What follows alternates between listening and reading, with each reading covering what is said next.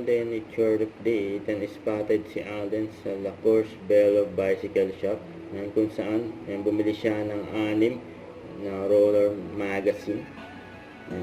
Dalawa sa 6 na magazine na hawak niya, halagang 1,000 piso.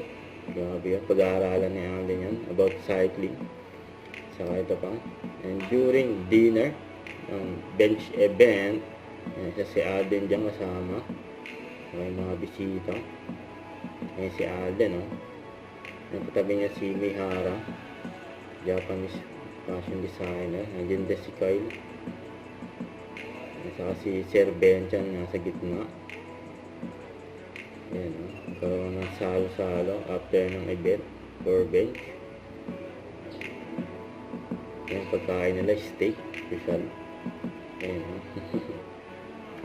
So, ito pa yung picture ni Alden nung nag-cycling siya.